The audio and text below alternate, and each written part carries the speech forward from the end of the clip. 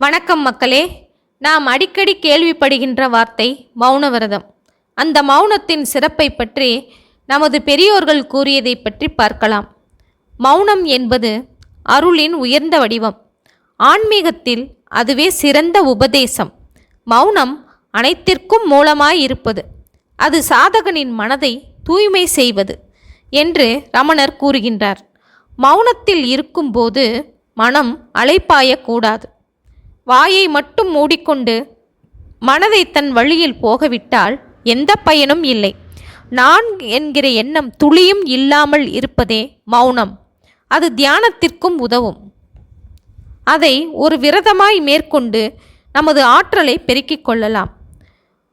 மௌனமே சிறந்தது என்று எதற்கு சொல்கின்றார்கள் என்றால், குருமார்கள் வழங்கும் தீட்சைகளில் மௌன தீட்சையே மேலானது. காரணம், அது இதயங்களை மாற்றும் திறன் கொண்டது. மிக நீண்ட உபதேசத்தால் தெளிவுபடுத்த முடியாத விஷயங்களை மௌனம் உணர்த்திவிடும். ஞானிகள் மௌனத்தின் மூலமே பலவற்றையும் தெளிவுபடுத்தி விடுகிறார்கள். யோகியின் மௌனம் அவருக்குள்ளும் அவருக்கு வெளியேயும் சுற்றுப்புறத்திலும் அமைதியை பரவச் செய்கின்றது.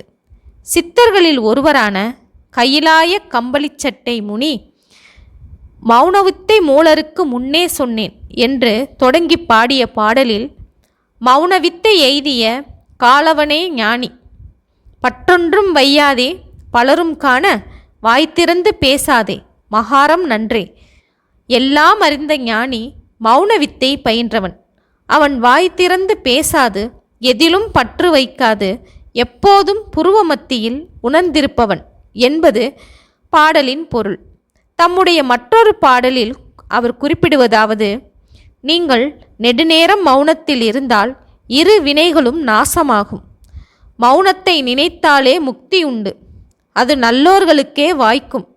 மௌனத்தை விட சிறந்த மார்க்கம் வேறில்லை என்று சொல்லுகின்றார்.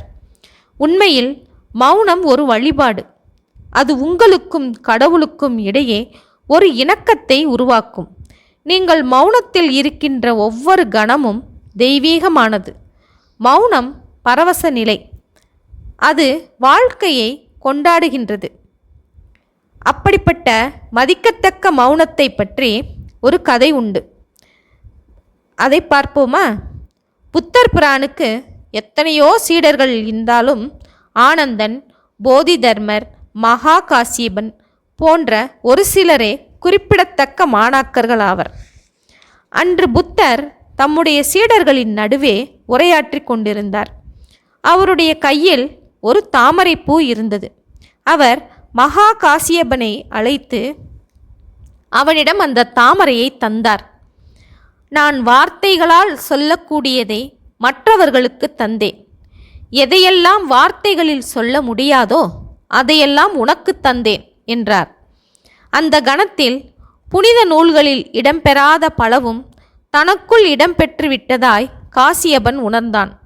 புத்தர் உரை நிகழ்த்தும் போது அடிக்கடி சிரித்து கொண்டிருந்தவன் அதன் பிறகான அனுபவத்தில் மெய்சிலிர்த்து போனான். குருவானவர் தாமரை வடிவில் ஒரு பேரொளியை அல்லவா அவனுக்கு வழங்கிவிட்டிருந்தார். அங்கிருந்தவர்கள் காசியபனிடம் கேட்டனர், புத்தர் என்ன சொன்னார்? என் குருநாதர் மௌனத்தால் சொன்னதை நான் எப்படி வார்த்தையால் சொல்ல முடியும்? முழுமையான ஒன்றை நாம் விளக்க முற்படுவது அதன் நேர்த்தியை குலைப்பதாகிவிடும் என்றான் காசியபன். தாவோ மடாலயங்களில் ஒரு பழமையான விதிமுறை இருந்தது. மௌனத்தை விட சிறப்பாக பேச முடியும் என்றால் தாராளமாக பேசுங்கள் என்பதுதான் அது. ஓகே மக்களே, மௌனத்தின் சிறப்பை பற்றி நாம் பார்த்தோம் அல்லவா? மீண்டும் புதிய செய்தியுடன் சந்திப்போம். நன்றி, வணக்கம்.